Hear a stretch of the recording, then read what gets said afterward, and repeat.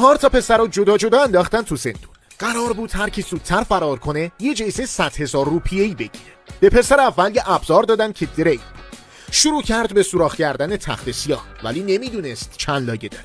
هرچی سوراخ میکرد بازم نور دیده نمیشد. دریل خیلی به کارش نمیومد. به پسر دوم یه رنده آشپزخونه دادن. رنده رو روی طناب کشید ولی هیچ فایده‌ای نداشت. پسر سوم یه قاشق گیرش اومد. با قاشق افتاد به جون دیوار شکلاتی. از دیوار واقعا تیکه‌های شکلات کنده میشد. فهمید تنها راهش همون قاشق و با همون میتونه در بیاد. پسر چهارم یه پیچ‌گوشتی دستی گرفت. محکم زد به شیشه. یه سوراخ کوچیک درست کرد. فکر کرد این سوراخو بزرگ میکنه و بقیه‌شو با دست میشکنه. همون موقع برای پسر اول یه ابزار سوم آوردن. اره.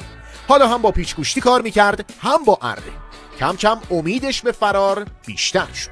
از اون طرف پسر دوم با چاقویی که قایم کرده بود یه سوراخ کوچیک تو دیوار درست کرد. سریع سرش ازش رد کرد و فرار کرد. جوکر همونجا وایستاده بود و تعجب کرد. گفت تو برنده شدی، میتونی بری. پسرم نیمه باور دوید و رفت. 3 نفر دیگه هنوز مسابقهشون ادامه داشت. این بار به پسر سوم سشوار داد. شروع کرد دیوار شکلاتی رو گرم کردن. دیوار نرم شد و کم کم آب شد. با قاشق تون تون میکندش.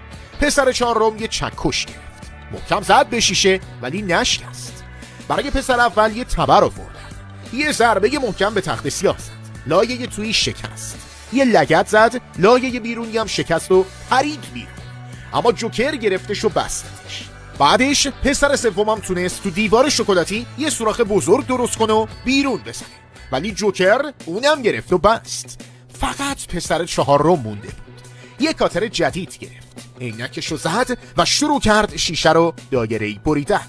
بعد 2 بار با چکش محکم زد و شیشه شکست. پرید بیرون. ولی هنوز خوشحال نشده بود که جوکر اونم گرفت و بست. بعد گفت اگه میخواید اینا آزاد بشن لایک های ویدیو رو به 20K برسونید.